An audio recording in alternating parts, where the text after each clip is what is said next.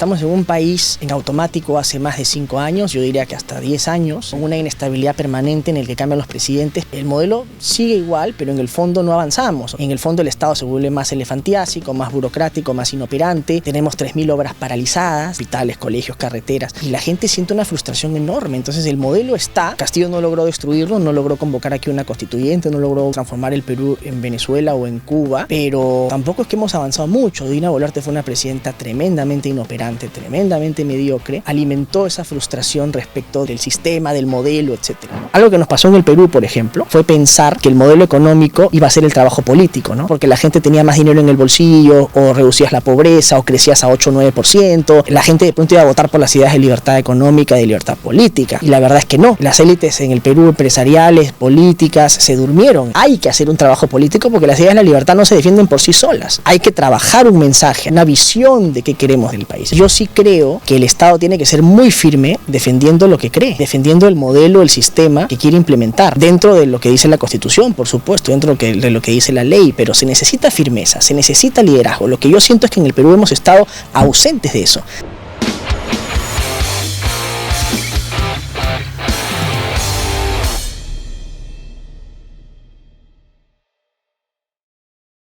Hola, ¿cómo están? José Ignacio Beteta en un nuevo episodio de El Lado B. Gracias a todos los que nos acompañan, a este hermoso estudio, a Podlab, a Paula que friega todos los días y que nos arma todos los programas, además, y que nos condiciona y corta el tiempo. Y especialmente, bueno, a nuestros invitados, que en esta época, que es una época electoral, nos van a acompañar y ya que nos den su tiempo es bastante importante, pero es muy importante y mucho más importante que ustedes se informen bien, porque esta campaña electoral, como todas las peruanas, es muy corta.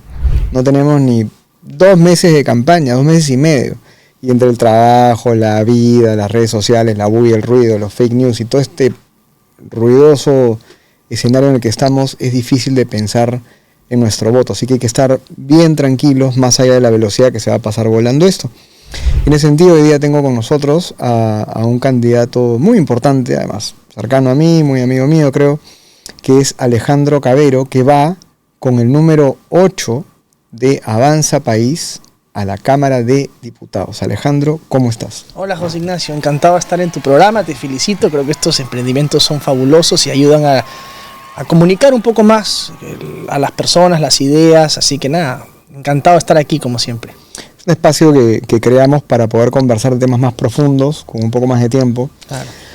Y no solamente temas políticos, sino temas humanistas, temas, digamos, vinculados a cultura, arte, ciencia, cosas que siempre me gustaron además a mí y que son parte de mi formación. Yo estudié historia, estudié música y en los últimos, claro, más de 10 años ya, no sé si para bien o para mal, pero me he metido más en temas de análisis político, análisis de políticas públicas. Has entrado a la parte seria, aburrida de la... Bueno, y la que me ha golpeado también varias veces por estas cosas que uno defiende y los principios que uno tiene que defender. Sí.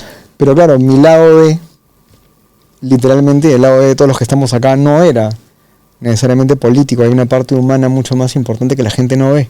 Así es. ¿No? Y creo que es el objetivo de este espacio. Dicho eso, aunque ya eres una persona conocida, pública, actualmente eres congresista, cuéntanos de ti, qué estudiaste, de dónde vienes, quién es Alejandro Cavero. Un ciudadano como cualquier otro, digamos. Yo estudié en el Colegio Inmaculada, en Surco. Estudié Derecho en la Universidad Católica, tuve profesores de todas las ideologías, desde profesores liberales que marcaron mucho mi formación, como Alfredo Bullard, por ejemplo, o en Historia José Agustín de la Puente Candamo, pero también he llevado Realidad Nacional con Henry Peace, ¿no? Claro. Y he llevado Derecho Constitucional con César Landa, o sea, he visto las dos versiones. Soy una persona común y corriente, digamos. El hecho de ser político no te abstrae de ir a hacer las compras el fin de semana, salir con tus amigos de fiesta el fin de semana. Claro. Vives la vida como cualquier otra persona, ¿no? Yo creo que los políticos estamos hechos de carne y hueso. A veces la gente no percibe eso, ¿no? Y a veces percibe como cuando tú tienes una posición política, o por tener una posición política eres una mala persona, ¿no? Si no comulgan contigo. Entonces te insultan, te atacan, porque la gente, siento que la política se la toma como más personal, ¿no? O sea, si tú eres un artista ¿no? Un actor de teatro, un músico, caminando por la calle, bueno, la mayoría de veces la gente probablemente, si es conocido, se va a acercar a tomarse una foto, ¿no? Claro. Salvo que haya hecho algo muy malo, como sacar la vuelta a su pareja o esté metido en un escándalo, la gente pocas veces lo va a tratar con descordialidad, lo va más bien, ¿no? Mientras que un político no, la gente ve un político y si automáticamente es alguien que piensa diferente, hay la posibilidad de que te lo reclame, ¿no? Y te diga, ¿por qué piensas esto, lo otro? ¿Por qué defiendes tal cosa o defiendes tal otra? Por eso la gente suele recomendar no hablar de política y de religión mientras estás comiendo, ¿no? Porque son temas controversiales. Pero digamos, en tu caso, siendo que defiendes principios muy claros, yo creo que esa es una de las... Sí, y hay mucha gente que te lo agradece. En la calle hay mucha gente que se acerca, se toma una foto contigo, te agradece, gracias por defender esto, gracias por defender lo otro. Y hay gente también, ¿no? Que tiene la tendencia opuesta, que dice, ¿por qué defiendes esto? ¿Por qué defiendes lo otro? Digamos, la política la gente se la toma muy, muy personal, ¿no? Pero al final los políticos somos personas de carne y hueso, que defendemos nuestros principios, nuestras ideas, nuestra ética. Y en ese sentido, yo soy como cualquier otro ciudadano de este país, preocupado, que quiero mi país y trato de hacer lo mejor posible por sacarlo adelante, ¿no? Y que tienes la oportunidad de trabajar en esto, cosa que es muy difícil de por sí, ya entrar a trabajar en un cargo público o político. Es complicado. Además, el Perú es un país bastante fragmentado, estamos políticamente muy fragmentados, es difícil construir consensos. Cuando tú quieres hacer cambios reales en un país, tienes que fomentar el consenso, la unidad, ¿no? De hecho, hay un libro muy interesante de Jared Diamond, que es el que escribió Guns, Germs and Steel. Él tiene un libro que se llama Crisis, donde te explica cómo los más importantes países del mundo, después de haber estado prácticamente destruidos, como Alemania después de la Segunda Guerra Mundial, o Corea del Sur en los 60, ¿no? Y que ahora son potencias mundiales alucinantes, cómo llegaron a eso, y casi en todos los casos la principal variable es la unidad nacional, ¿no? El consenso, la construcción de un proyecto político común que hace que todas las élites empresariales, políticas, sociales se junten en torno a una sola cosa. Y eso en este país es muy difícil. Aquí, cada uno jala agua para su molino, ¿no? Es muy difícil, hay demasiado oportunismo, demasiado personalismo, hay poca visión nacional. Mira tú lo difícil que ha sido siquiera que 3 o 4 candidatos de derecha que pueden pensar igual se pongan de acuerdo para construir un solo proyecto, ¿no? Y eso te habla mucho de que en este país es difícil construir consensos, y eso es uno de los principales problemas dentro del Congreso también, porque el Congreso es un lugar fragmentado donde hay 130 personas, todos piensan diferente, además está mal visto en el Perú siquiera sentarte al lado de alguien que puede no pensar como tú. Yo tuve, por ejemplo, yo cuando fui vicepresidente del Congreso, me tocó sentarme al lado de Waldemar Cerrón en la mesa directiva. Yo pienso diametralmente diferente a Waldemar Cerrón. Es más, yo he discutido con él durísimo sobre la Asamblea Constituyente, incluso le he dicho por qué no se entrega a tu hermano, o sea, no, pero al final del día tenemos que construir un consenso porque el Parlamento tiene todos los colores, todos los sabores, todas las ideologías, ¿no? Y eso poca gente lo entendía, ¿no? Poca gente lo comprendía. Entonces, creo que ese es un reto que tiene el país. Creo que ese es un reto de hacer política. O sea, cuando haces política no vas a poder quedarte en tu trinchera. Si te quedas solo en tu trinchera y te vuelves un purista, no vas a lograr nada. Vas a ser un tipo con 1 o 2 leyes en el Congreso y punto. Si no logras construir puentes y consensos, no vas a lograr nada, ni en el Congreso ni en el país. Y aquí ya tocaste, la siguiente pregunta que te iba a hacer es, claro, tus aprendizajes de esta etapa congresal van en esa línea. Has tenido que aprender a articular, negociar, conversar con gente muy diferente, digamos, en cuanto a las ideas y los valores. Pero además de lo que has dicho, yo pensé en 2 cosas, ¿no? ¿Tú crees que es una pregunta además que se ha hecho, que siempre se hace, pero es buena? ¿Tú crees que el tema de la riqueza, los recursos naturales, esta especie de natural prosperidad que vive el país, en donde las cuerdas separadas, ¿no? La política y la economía van una por un lado, la otra por el otro, ¿crees que eso nos engaña? Porque cuando has hablado de Alemania, de Japón o de la misma España después de Franco, ¿no? Eran situaciones críticas en las que tenía que haber unidad, pero porque sentías que habías pues ya mordido el barro. Claro. Y aquí nunca llegamos a eso. O sea, nunca tenemos algo. Fujimori y Alan García, digamos, ¿no? 90, pero después de eso, como que todo avanza igual. Aquí yo creo que nos ha engañado el letargo, ¿no? Estamos en un país en automático hace más de 5 años, yo diría que hasta 10 años en automático, sí, más, con una inestabilidad permanente en el que cambian los presidentes. Y el modelo sigue igual, pero en el fondo no avanzamos. O sea, en el fondo el Estado se vuelve más elefantiásico, más burocrático, más inoperante. Tenemos 3.000 obras paralizadas de todo tipo, hospitales, colegios, carreteras. Y la gente siente una frustración enorme. Entonces el modelo está, ¿no? Castillo no logró destruirlo, no logró convocar aquí una constituyente, no logró transformar el Perú en Venezuela o en Cuba.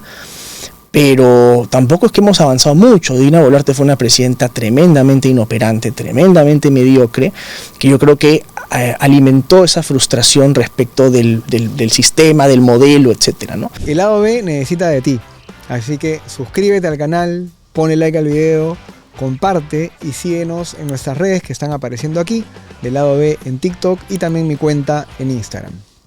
Y creo que quien ahora gane las elecciones tiene el reto gigante de rescatar lo mejor de ese modelo, y mostrarle al Perú que el país sí puede despegar, que el país sí puede avanzar, que el país puede volver a reducir la pobreza, puede volver a construir hospitales, carreteras, colegios de calidad, que no vas a construir una carretera y va a terminar parada la obra, ¿no? Creo que ese es el gran desafío, o sea, el Estado. Las reformas de segunda generación, en buena cuenta, que son la gran discusión que hemos tenido por muchos años. Y eso solo lo puedes hacer consensuando. O sea, una de las cosas que me quedan a mí del Congreso es que una cosa es con guitarra y otra cosa es con cajón.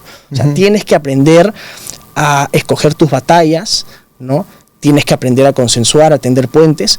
Ojo, yo soy muy crítico y doy las batallas que tengo que dar. Yo, como decía Popper, soy intolerante con los intolerantes, ¿no? Con los radicales.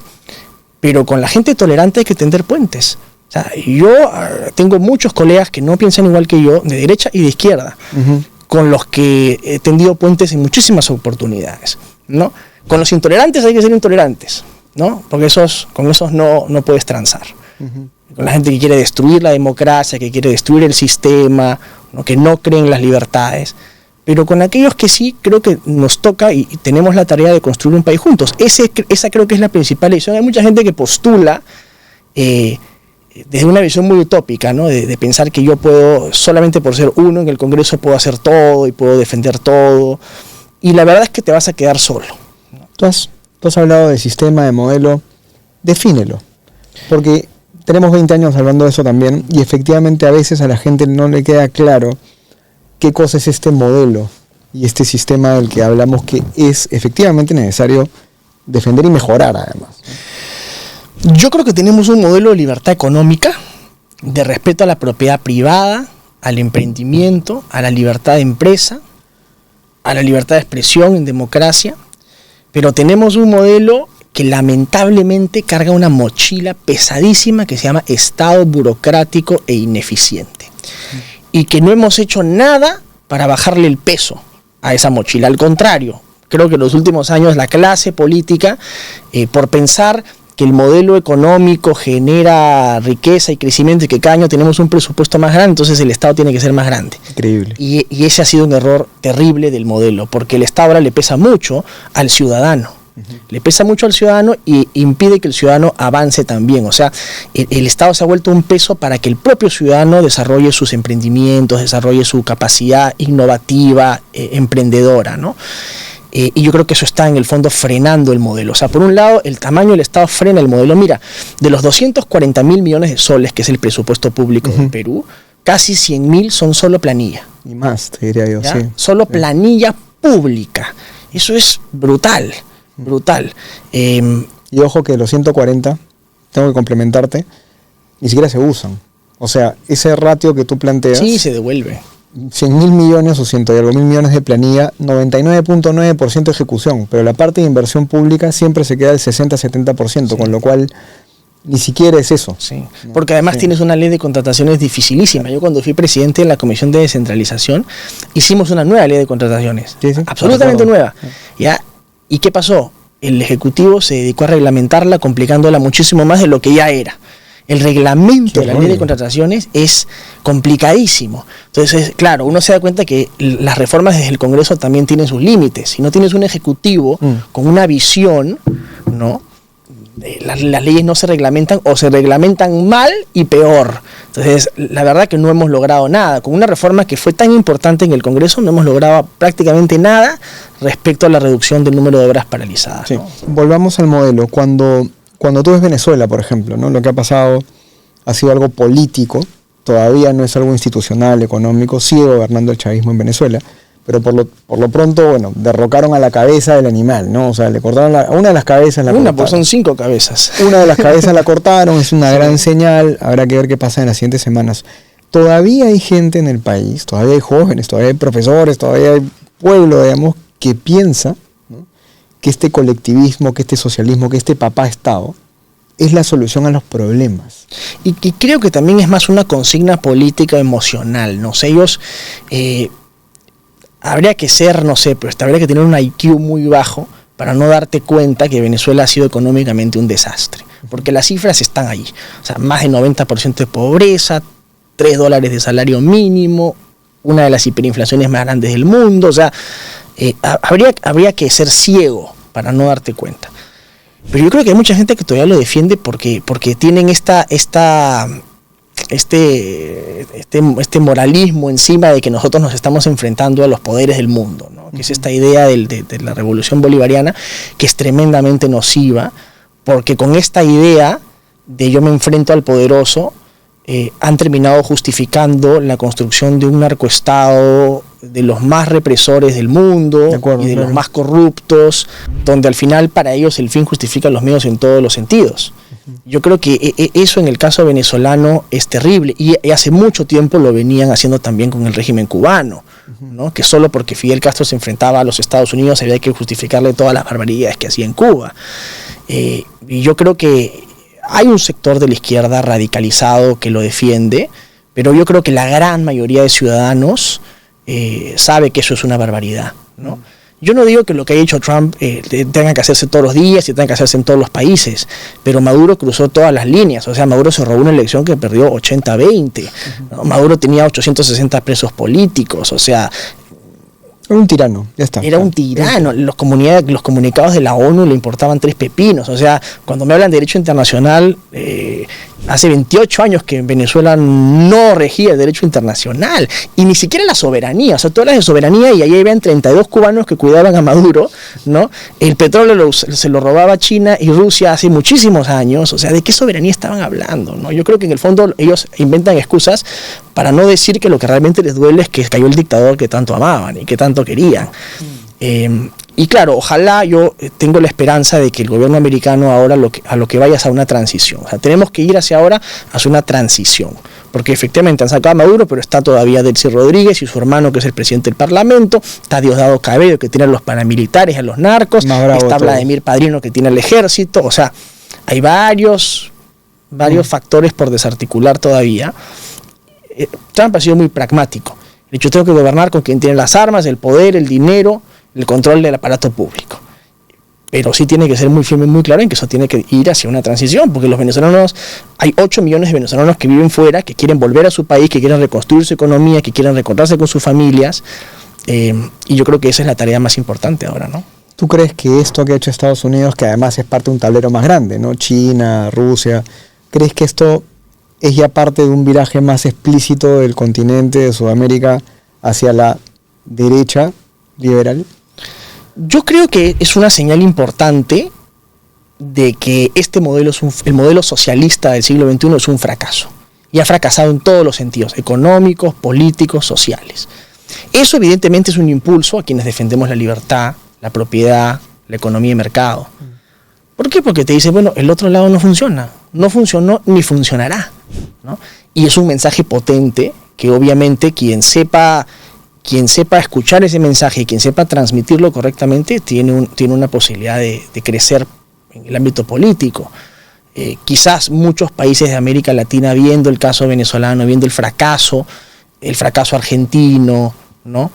Empoderas a quienes digamos, saben que eso se puede corregir de mejor manera, o sea, quienes pueden construir un modelo de libertad económica. Y eso está pasando en América Latina, ¿no? Está pasando en el mundo. Y eso es positivo desde mi punto de vista, porque es un modelo que yo comparto, evidentemente, ¿no? Pero no hay que dar por sentado eso. O sea, algo que nos pasó en el Perú, por ejemplo, fue pensar que el modelo económico iba a ser el trabajo político, ¿no? Que de pronto porque la gente tenía más dinero en el bolsillo, o reducías la pobreza, o crecías a 8 o 9%, ¿no? La gente de pronto iba a votar por las ideas de libertad económica y de libertad política. Y la verdad es que no. Las élites en el Perú, empresariales, políticas, se durmieron en esa creencia, que el modelo hacía el trabajo político, y no era así. Hay que hacer un trabajo político porque las ideas de la libertad no se defienden por sí solas. Hay que trabajar un mensaje, hay que trabajar un plan de comunicación, de una visión de qué queremos del país. Y eso es lo que nos falta. El lado B necesita de ti, así que suscríbete al canal, ponle like al video, comparte y síguenos en nuestras redes que están apareciendo aquí, del lado B en TikTok y también mi cuenta en Instagram. Y ahí yo vuelvo a lo que dijiste al inicio, y es, incluso defendiendo la libertad de una manera inteligente y constante y sostenida, si no tienes un Estado que hace su trabajo, igual está jodido. Porque de alguna forma el Estado, como bien dices, tiene un rol. Claro. Y su rol es usar los impuestos del contribuyente para hacer lo que tiene que hacer en servicios públicos, en seguridad, en calidad, etcétera. Pero si no lo hace, la gente lo que mira es al empresario que sigue creciendo y a este Estado elefantiásico corrupto, y va a seguir pensando que él es el abandonado de todo este sistema. Mira, Ronald Coase, premio Nobel de Economía, decía en su ensayo El problema del costo social, ¿no?, con el que ganó el premio Nobel. Él decía: las intervenciones del Estado solo se justifican cuando sirven para reducir costos de transacción. O sea, cuando tú tienes al Estado interviniendo, o sea, en buena cuenta, para hacerte la vida más fácil. Si el Estado interviene en la economía o en la regulación para hacerte la vida más difícil, entonces esa intervención no es buena, no sirve, ¿no? Solo las intervenciones que te hacen la vida más sencilla, esa intervención que puede ser una carretera que sirve para que tú saques tus productos más rápido al mercado y te insertes en la economía, perfecto, eso es una buena intervención.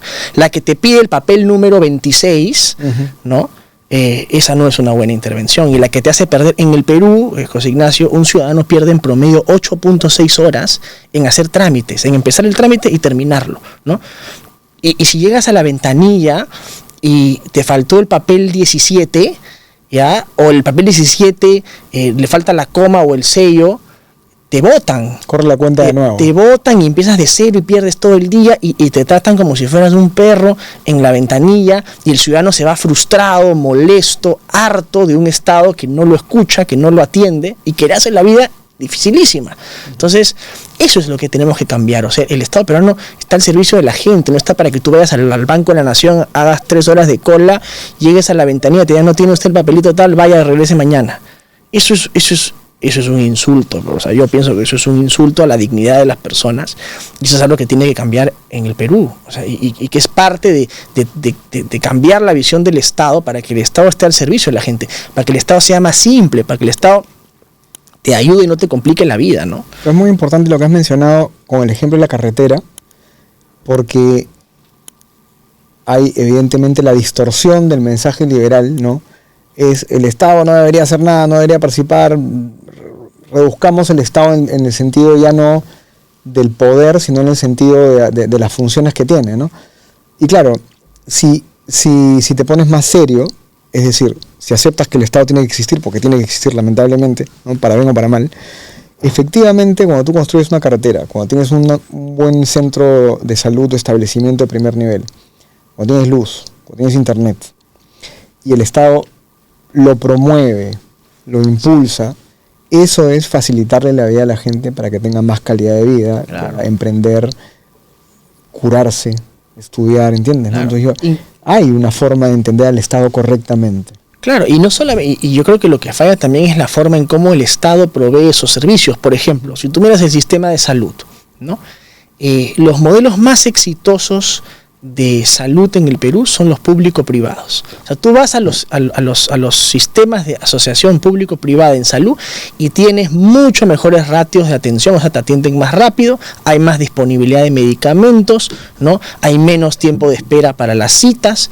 y eso la gente lo percibe. O sea, la gente va a esos modelos y le funciona mucho mejor que en el sistema totalmente público, ¿no? Y hay que hacerle zoom. porque público-privado en salud significa que el dinero del contribuyente se le paga por una atención, por indicadores muy medibles, a un privado para que el privado gestione ese establecimiento de salud. Uh-huh. Pero el privado tiene un montón de indicadores que cumplir y por lo tanto el Estado usa el dinero de la mejor manera. Ese es el modelo público-privado en salud, digamos, en simple, ¿no? Y sí, efectivamente los hospitales que funcionan bajo ese sistema son mucho mejores en general que todos. Porque hay competencia, o sea, tú cuando licitas esa concesión, hay empresas privadas que compiten por quién te da el mejor servicio al menor costo. Entonces al Estado le termina costando menos y al ciudadano le termina dando el mejor servicio posible en condiciones de competencia, ¿no? ¿Por qué? Porque introduces mecanismos de competencia a un sistema que de otra manera sería totalmente público. Entonces cuando es totalmente público, al burócrata una coladera. No le importa si se gasta bien la plata, no se gasta bien la plata, si la gente espera 2 meses para atenderse en el hospital, ¿no? Y al final muchos médicos terminan abandonando sus turnos en el público para irse a atender al frente en el consultorio privado, ¿no? Y ese es un sistema nefasto para los peruanos, ¿no? Y un poco lo mismo pasa en educación. Mira tú, educación es el pliego presupuestal más grande del Estado peruano. El más grande, ¿eh? La gente dice que no gastamos suficientemente en educación.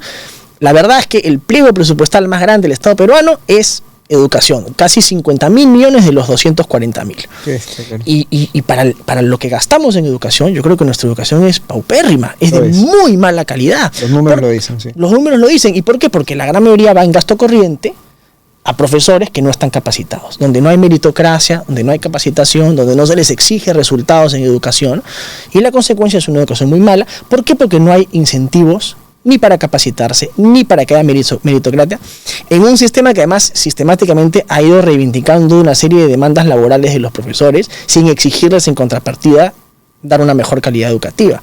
Yo hace algunos años planteé, por ejemplo, introducir el sistema de vouchers educativos, que es que tú le entregas al padre de familia un cheque y le dices, un cheque de dinero público, y le dices, usted escoja a qué colegio quiere que vaya su hijo. Usted quiere que vaya a un colegio público, usted quiere que vaya a un colegio privado, usted quiere que sea un colegio bilingüe, que usted quiere que sea un colegio donde te enseñen más matemáticas, más lengua, más ciencias, más arte, lo que usted quiera, ¿no? Para también potenciar los talentos de una persona que en un sistema público se pueden diluir y se pueden perder, ¿no? O sea, más o menos el sistema de vouchers, para entenderlo mejor yo también, funciona lo que el Estado gastaría per cápita por persona. Así es. Se lo asignas a una familia. Así es. Lo que el Estado gastaría en ti en un colegio público al año, te lo da y te dice, toma tú con esto, anda y escoge al que tú quieras. Si quieres, y si es más caro, hay un copago. Si es un poco más caro, tú haces la diferencia. Si quieres mantenerlo en el público, lo mantienes en el público y la gente escoge, ¿no? Y eso crearía competencia entre el público, entre el privado, obligaría a los profesores, porque si no se les van los alumnos, a capacitarse, a dar una mejor educación.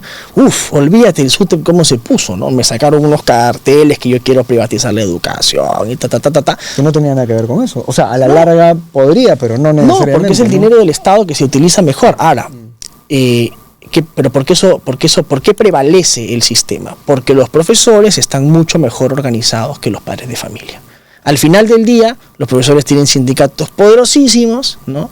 Tienen congresistas, tienen una bancada en el Congreso, mientras que los padres de familia no. Entonces, los pobres alumnos, que están desorganizados políticamente, no son capaces de exigirle a los profesores una mejor educación, ¿no? Y estamos en este problema hace muchos años, en el que yo creo que el sector de educación probablemente es la mayor coladera de dinero que tiene el Estado peruano. Con esta última ley, que yo creo que la van a observar evidentemente y es inconstitucional, prácticamente ya le estás regalando pensiones vitalicias carísimas a profesores que han sido unos mamarrachos, ¿no? Ahora, Avanza País, como partido, como propuesta, ¿responde a estos ideales que tú defiendes? Sí, yo creo que nuestra bancada, a lo largo de los últimos 5 años, ha sido una bancada muy coherente en muchas de las cosas que te estoy comentando. Muchos de estos proyectos han sido suscritos por mis colegas, por el general José Williams, que hoy día está de candidato presidencial, por la congresista Adriana Tudela, por la congresista Diana González. Yo creo que hemos tenido una bancada, si bien pequeña, bastante coherente, bastante homogénea en los principios que nosotros defendemos, ¿no? En el tipo de Estado que nosotros queremos. Y yo creo que eso se ve muy reflejado en lo que hoy le estamos proponiendo al país, ¿no? En la sensatez, en la responsabilidad, también en la firmeza con la que defendemos nuestros principios y con los que combatimos a la izquierda y al populismo, ¿no? Pero también somos un partido con propuestas sensatas, responsables. Creo que nuestros votos en el Congreso han reflejado eso, nuestras posiciones han reflejado eso, y creo que no hay mejor cosa hoy día que tener al general Williams como candidato presidencial, habiendo él sido parte de todo este proceso en la bancada, ¿no? Es lo que te iba a decir. Por lo que he podido ver, digamos, de las semanas iniciales de campaña, evidentemente este discurso de fuerza, de orden, de radicalidad ha sido lo que ha, digamos, dado la nota, ¿no? en la campaña de Avanza País, y esto evidentemente pues, ha pisado callos, ha sacado ronchas en un grupo interesante, progresista, de izquierda, ¿no? Que han dicho pues que prácticamente pues llegaron los nazis acá, y los fachos y los ultraderechistas, pero uno entiende que en una campaña esto tiene una intencionalidad, que es esta radicalidad del cambio que se requiere. Es que en el Perú, a ver, José Ignacio, en el Perú necesitamos Estado de Derecho, necesitamos autoridad, pero en el buen sentido, la autoridad que te da la ley, que te da la Constitución, que te da el Estado de Derecho. Pero en el Perú, obviamente lo que existe es gente que no cumple la ley, que no le importa la ley, o sea, que no respetan lo mínimo. Entonces yo sí creo que el Estado tiene que ser muy firme defendiendo lo que cree y defendiendo el modelo, el sistema que quiere implementar, dentro de lo que dice la Constitución, por supuesto, dentro de lo que dice la ley, pero se necesita firmeza, se necesita liderazgo. Lo que yo siento es que en el Perú hemos estado ausentes de eso, ausentes de liderazgo real, ausente de firmeza con respecto a cumplir aquello que dices, ¿no? A que tu palabra valga, a que cuando dices algo es porque lo vas a hacer y es porque vas a utilizar los recursos que estén a tu alcance dentro de la Constitución y la ley para cumplir aquello que tú crees. El lado B necesita de ti, así que suscríbete al canal, ponle like al video, comparte y síguenos en nuestras redes que están apareciendo aquí, del lado B en TikTok y también mi cuenta en Instagram. Yo tengo una pregunta con respecto justamente al Estado de Derecho y el tema de la seguridad sobre todo, ¿no? Porque ahí va a haber un debate interesante con respecto hasta dónde este concepto de mano dura en seguridad, ¿no? De lucha contra el crimen organizado, el crimen, digamos, sicariato, extorsiones, que evidentemente es lo que más daño y perjuicio está generando a gente muy vulnerable, pobres, choferes, emprendedores. O sea, hay una situación durísima, ¿no? ¿Cuál es la postura, cuál va a ser la mirada desde tu partido, de ti mismo, digamos, con respecto a este problema? Mira, para mí, mano dura es cumplir la ley. Eso es mano dura. En el Perú no se cumple la ley. En el Perú hay más de 4.000, y la gente es testigo porque la gente lo reclama, hay más de 4.000 delincuentes que han sido capturados por la policía y soltados por la fiscalía. Eso es terrible, eso le da a la gente una sensación de impunidad total, de un sistema en el que matan a alguien y no pasa nada. ¿Cómo reformas la fiscalía entonces? Porque fíjate, hablando de este tema específicamente, sí. Cuando vas al fiscal, y que he conversado con algunos, te dicen, la misma ley no me lo permite, es decir, el sistema de cómo lo pruebo, la flagrancia y todos estos rollos, al final terminan teniendo huequitos, y el fiscal tiene miedo de que el denunciado, que es un delincuente probablemente, luego le dé la vuelta, ¿no es cierto? Y termina el fiscal, además de la carga procesal y todos estos rollos, Esa, ¿no? Es una paradoja de la fiscalía, ¿no? Porque yo creo que la fiscalía necesita reforma total. Hay que volverla a hacer. Hay varios proyectos en el Congreso para reformar completamente la fiscalía, que desde mi punto de vista está podrida, está politizada, está muy degradada. Creo que no tiene ni de lejos la mejor gente que podría tener para hacer el trabajo. Y está en una situación realmente crítica. Pero claro, la fiscalía siempre se excusa diciendo, no, nosotros no tenemos las herramientas legales para poder combatir el crimen. Pero de allí, cuando el Congreso modifica las leyes, ¿no?, para poder dar un marco mucho más predecible, mucho más claro, te dicen, no, están ustedes haciendo leyes pro crimen, ¿no? Entonces, la propia fiscalía se resiste al cambio. Y la propia fiscalía se resiste al cambio, ¿por qué? Porque está muy acostumbrada a hacer las cosas como las ha venido haciendo, persiguiendo al enemigo político, usándola para su conveniencia, estando profundamente infestada de corrupción. Hay casos casos sonadísimos de fiscales que se han enriquecido tremendamente. Entonces yo creo que eso está podrido, eso hay que cambiarlo de cero, ¿no? Eso va a implicar una reforma desde el Congreso, porque la modificación, la reforma del Ministerio Público no puede venir del Ejecutivo solamente, tiene que tener el consenso de las fuerzas políticas. Pero cuando nosotros nos referimos a firmeza, a principio de autoridad, es principio de autoridad dentro de la ley. Hoy día las leyes para combatir el crimen existen.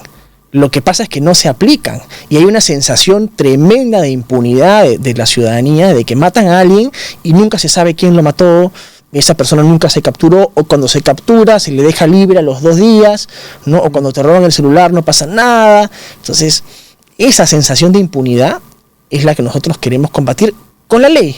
O sea, no vamos a hacer nada que esté fuera de la Constitución, es con la ley, es aplicando la ley, que es algo que en el Perú no se hace.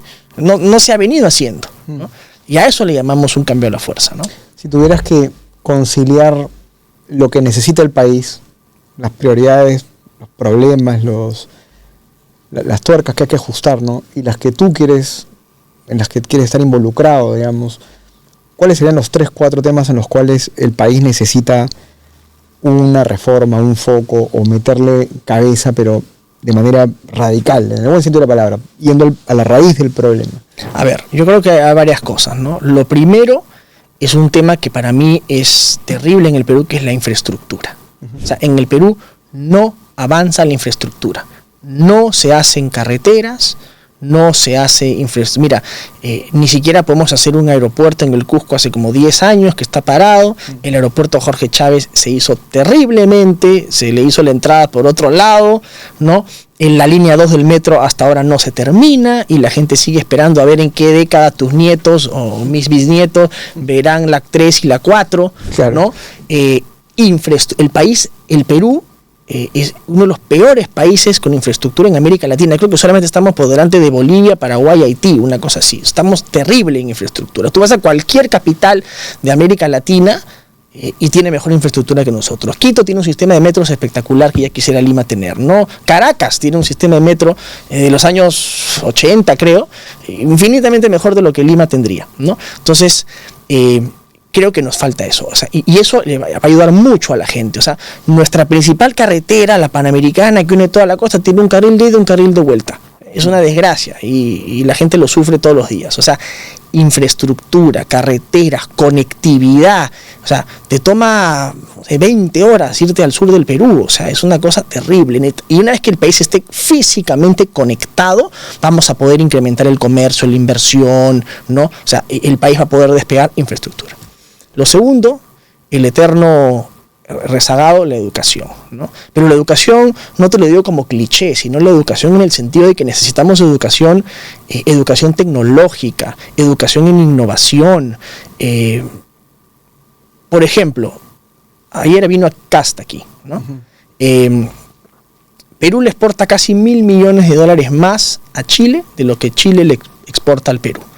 Pero nuestros productos son frutas, palta, tal, ¿no?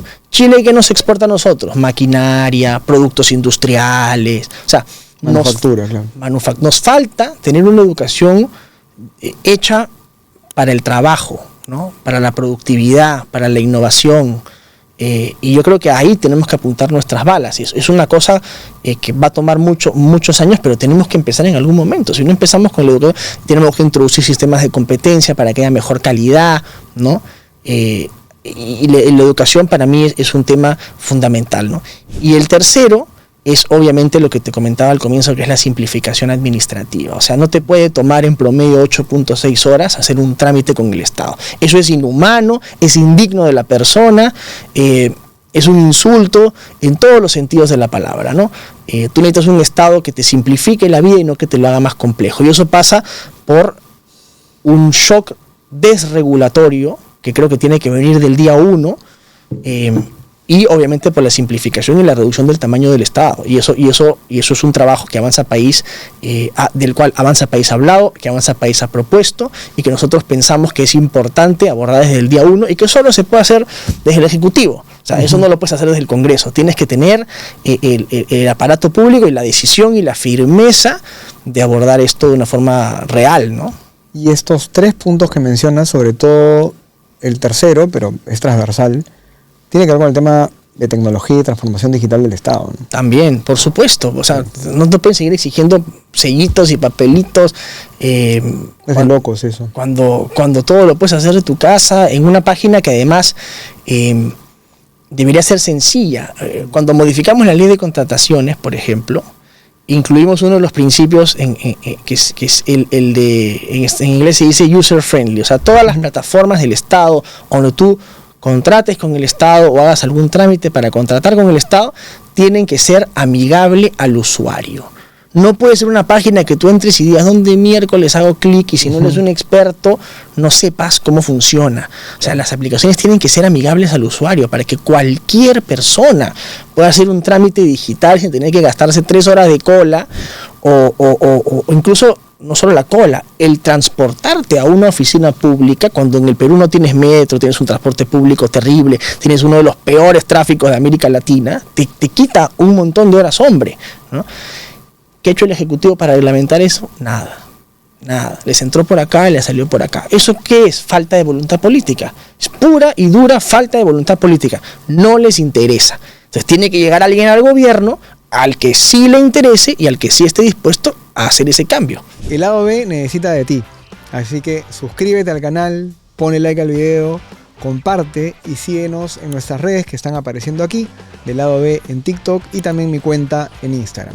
Y que tenga mucha gente, porque al final el presidente solo no va a poder. Sí, también. Al final necesitas tus propios ministros y tus propios técnicos.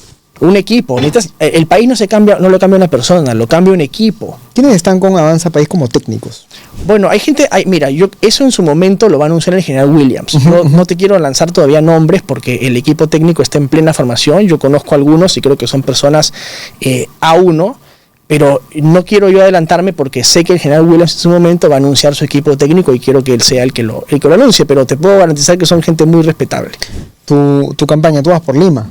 Voy por Lima, sí. ¿Cómo estás enfocando tu campaña en estas semanas? ¿A dónde vas a ir? ¿Quiénes son tu público objetivo, digamos, en términos de tu primer grupo al cual quieres llegar? Mira, ¿cómo te lo pondría? Yo me sentiría muy contento, José Ignacio, independientemente del resultado, digamos, de la elección, que siempre es impredecible. En el Perú las elecciones son muy difíciles y muy impredecibles. Pero yo me sentiría profundamente contento y profundamente feliz si aquellos que me dieron su confianza el 2021 decidieran volver a dármela el 2026. Porque me daría a mí la tranquilidad de que he hecho bien mi trabajo. Y eso es lo que yo quiero escuchar de la ciudadanía, ¿no? Esa es mi meta, o sea, que la gente que confió en mí el 21 vuelva a confiar en mí el 26. Eso es lo único que me he planteado. No sé si entraré, no entraré, cómo nos irá en la campaña. Cualquier cosa puede pasar, ¿no? Yo creo que estar en el número 8, y mira que te doy mi intuición al respecto, va a ser muy bueno para los números 6, 5, 4.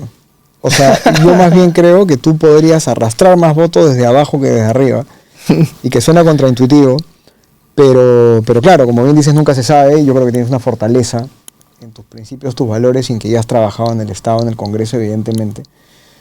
Pero además de eso, creo que en este caso, en esta campaña corta, como tú dices, ya no se sabe, impredecible. Mira, tienes razón, no importa. Lo que tienes que tener...